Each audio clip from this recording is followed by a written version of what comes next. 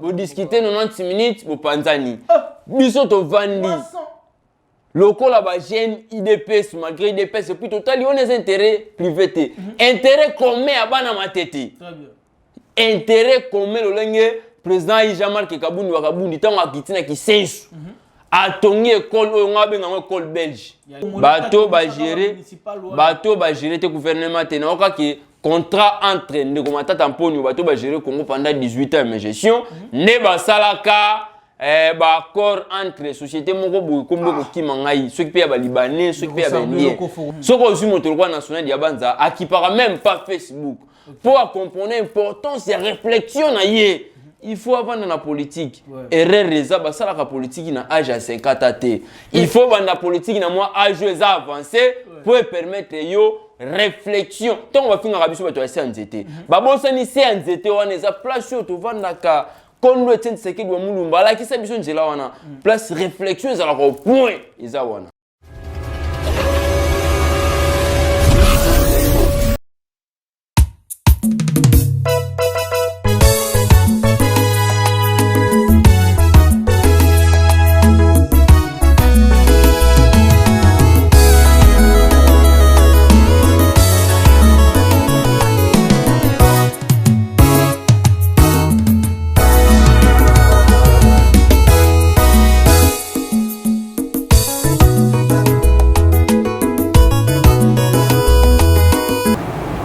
Mukwa matombolo Fachibe toi tu l'as dit. Mbote bandeko balandi ya chaîne 7 de télévision toujours dans le système ya mukwa matombolo Fachibe toi tu l'as dit.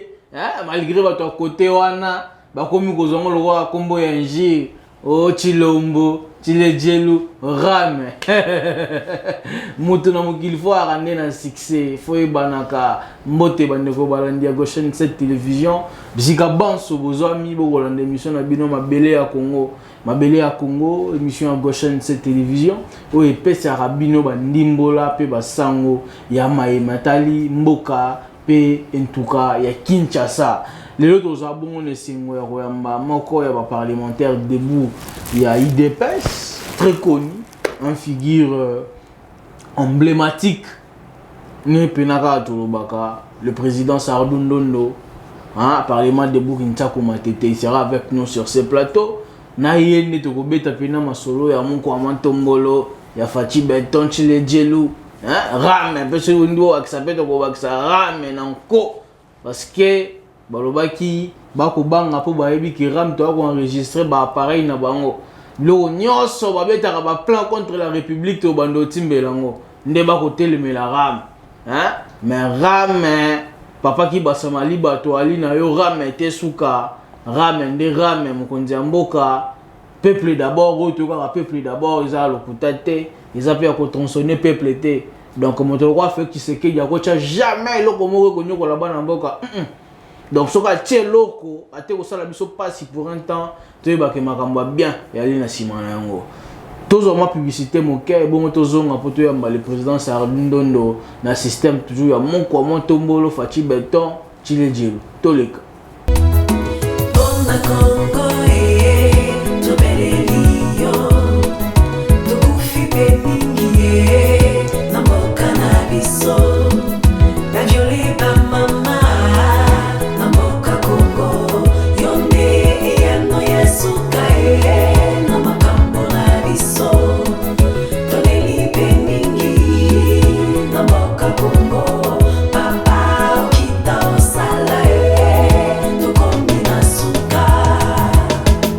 Très bien, nous sommes de retour sur ce plateau, toujours dans le système ya Mukwa Matombolo Fachibe ton Chileje, le remise et président Jésus-Christ Kanenge, parlementaire debout et combattant Balobaka, Ninga la Kakibino, que président Sardou Ndondo, après un temps mort, après un long moment d'absence, président Sardou, moté, bon retour, bon rétablissement. Merci pour merci de journaliste mbote na yope mbote na patron à chaîne oyo on vient Caroline Mikili ndeka ndeko Aristote sauti koloba moi nzoto ezaki moi jarme nazongi déjà donc okomona monanga comme l'habitude. Très bien. Mbote pe na bato bazuli bakoy Rolanda biso siko mami Mirance na mikili nazali nozobenga te mama.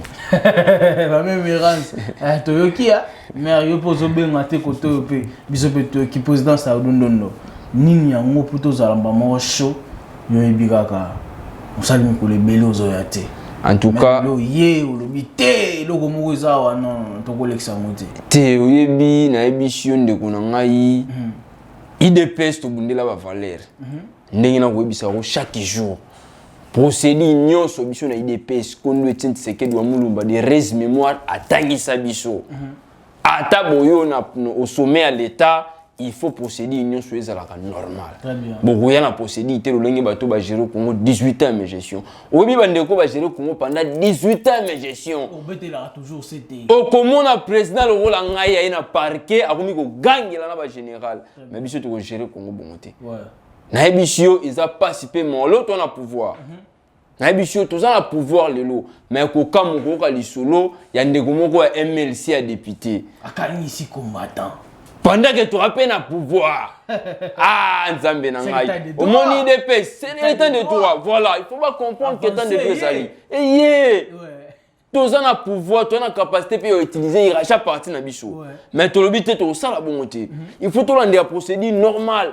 Et ça, makamba bazouzi. Tu as un pouvoir. Ndeko la bichou ya combattant wana, ndenge zara ko beta lisho na Facebook mais ya ko kamwa ba enlever. Oh.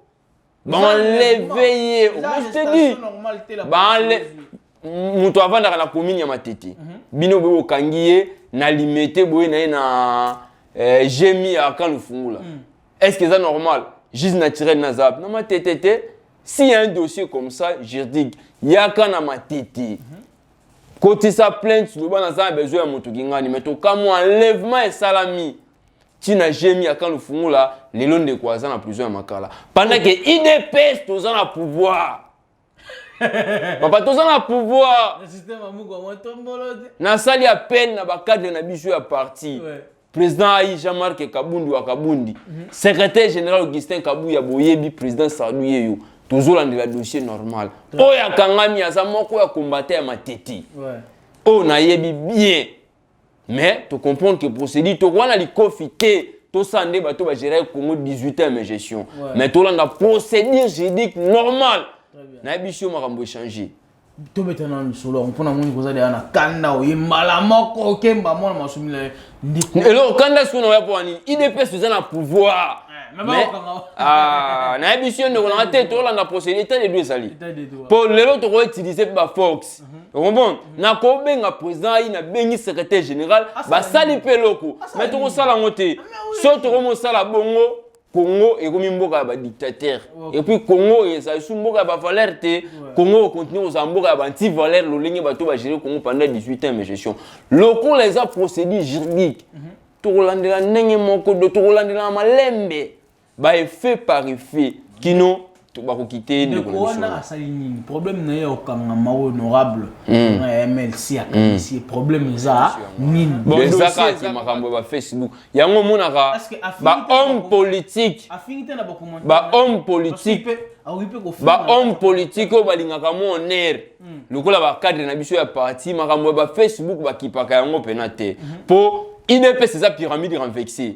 Du jour au jour, quand on va combattre, on va finir avec cadre. Il y a un moment où on va cadre qui peut rater. Ce qu'on suit mon droit national d'Yabanza, qui parle même pas Facebook. Pour comprendre l'importance de la réflexion, il faut avoir dans la politique. Erreur reza, ça la politique na âge à 50 ans.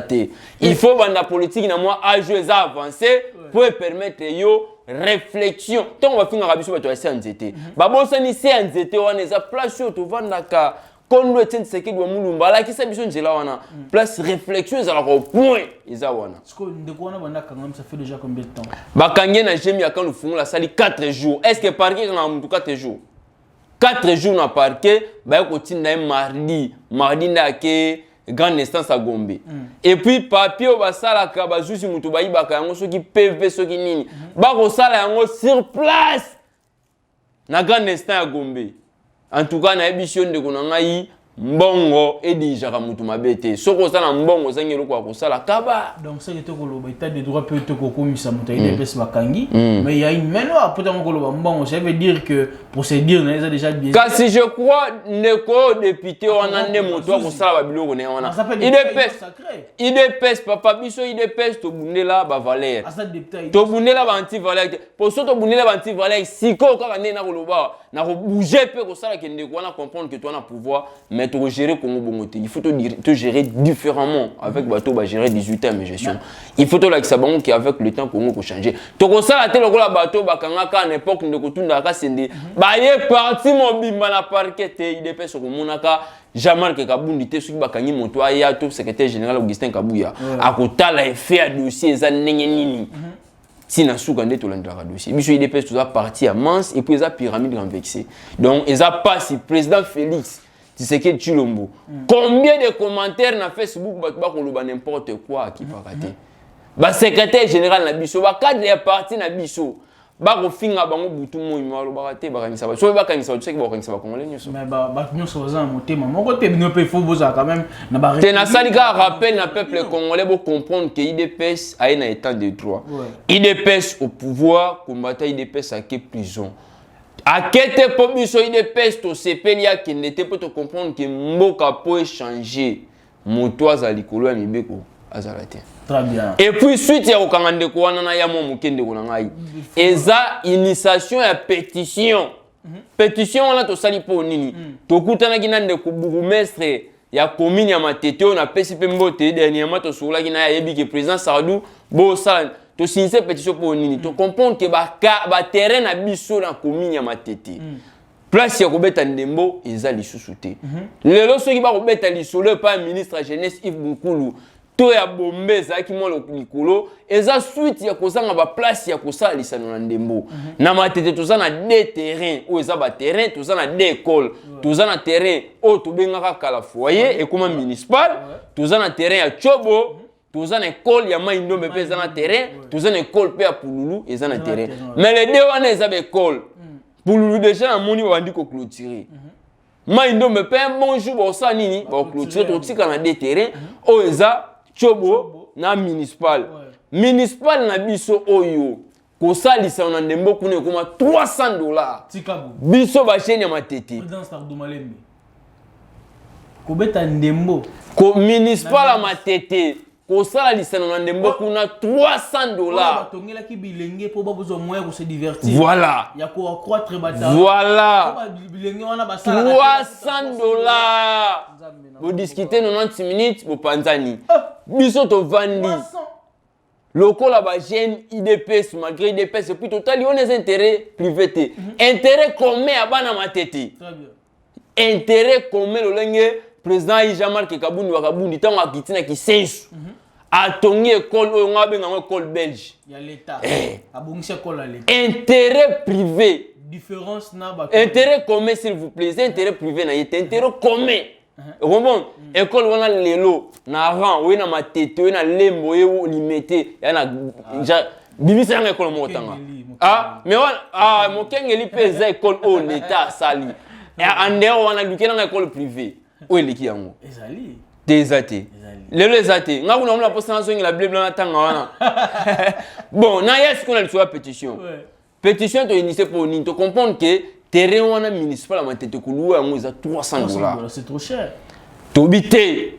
Lelo ndembo lisano ndembo na Matete e komi ko sa mwa mbilinga. Soki lelo RDC a komi ko pola. Ba ndembo eza po Matete. En époque, la Coupe du Monde, on peut ça 4 joueurs. Kembo ko kabate et comment municipal a dédié on comme Kembo. Mon bête ndembo mon nene na Matete. Parmi bateau ba ba ndembo Kembo na zalaki. Ndeta on to initier pétition wana. To récupérer terrain on est le mois $300 et qui t'en a plus mon quoi abordable. On peut permettre books na biso ba Matete toi to meka ko sali sa na ndembo kuna. Et puis na chite mukende kuna. Et puis total la terrain à Chobo. Terrain à Chobo bateki yango pa cadre moko kaka o pa yebani mwana Matete pensez na eza asa la mort likolo deuxième poteau bazongisa yango sima bateki lié déjà wana bateki yango ndo moni to tsali révolution to lobi to meka ko sinise pétition pour permettre babiloko wana nyonso ezonga na maboko ya bana matete ne bitumba o nyonso ebandi. Alors pour première pétition ils ont beaucoup de gens à niveau première pétition déjà ba signature d'être raconté ba signature rebelle to koma qui prêt à ko ça déjà sorti pour tokende ko déposer les ndeko bourgmestre pétition na biso tokende ko zongisela nombre de signes pour na biso ba matetwa ba joueur ba judoka ba boxer bato ba ko signer na ndenge ya ko sangala te lokola complément wana ndingisa ki déjà matete ndo moni bato bakanisa ki ete ba meka ko linga pétition o bana matete baza mobiliser lelo matete to za parmi les 5 premiers communes où evanisa makambo sport ceux qui na ye na pesio moko ou l'excellent communauté ta matete wana moto lokola edingo moto na ngenge aza champion d'Afrique. Donc, Azara est champion de matete, il y a Congo mais champion d'Afrique. Abeta tous les quartiers en Afrique, Azama la matete. Talent degré toi en sport. Les autres on a un grand joueur, trésor lola, mon matete. Toi un grand joueur reconnu. Ah, grand joueur reconnu. Oyo babima la matete, mais t'as difficulté to combien non pour beta ndembo kuna $300. Alors, terrain mususu bateki. Bekol n'en parlons pas pour Bekol, lobi bako clôturer. Yango muntu inisa ki pétition. Parce que banani baza derrière bloko. Même sauf Félix Tshisekedi bato ba côté kaka bloko à l'état bongo vraiment. Tant tout ça qui moi discussion na bourgmestre pour biso conseil ndeko bourgmestre ndaza kana gérance alobi exagérant c'est qui pas na bango te. Ndenge to ko ça démarche à pétition peut-être pour ba quitter sa prix ba kozong sa gérance c'est pas na bango. Mais il y a une société moko eyaka et tonga na mboka na biso. Je crois l'état congolais il fallait rembourser mbongo. Neto ebisa ki eboui. Société nini eyaka voto. Komba société ngo ebungi ekiminga momuke. Société mboka société on ande tonga ba stade. Tonga ba stade municipal série ndeko matata mponi bato ba gérer.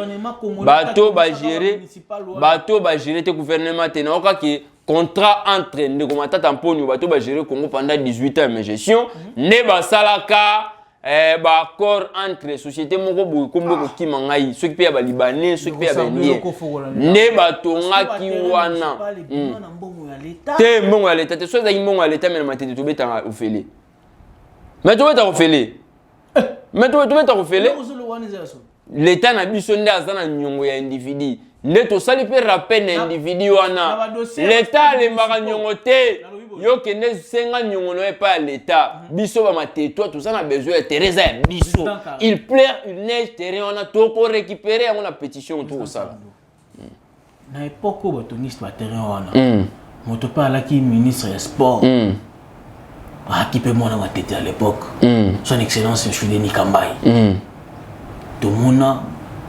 mbongo j'ai mobimba ba stade municipaux na ville ya Kinshasa ndenge salemaki le fonds il faut financement et gouvernement non vérifier ndeko na mona to kiti sur place même bateau baza na kati ya terrain bazo bisa biso na montant na somme ce temps qui mangane comme na boya pour ça moi publicité donc l'état na biso fa rembourser kanya kanai mais le gola rembourser était aya terrain za na commune na biso ba matetwa empêcher biso tout ça lisona ndemo parce que l'état sala ki deal na ye futi mbongo yala na l'état biso to robima pétition déjà je crois pétition les 30 na bosen ko peso date les 30 je crois na invité déjà faut zalawana il faut zalawana avec Carly les 30 déjà tout ça la dépôt la pétition donc na li pena sentir ba port na yo na sentir pena ba port na vie dépôt la pétition na faut ningisa matete mobimba yo moko ko sentir degré à mobilisation faut pas mbater ba lobi matete nyonso kozali banda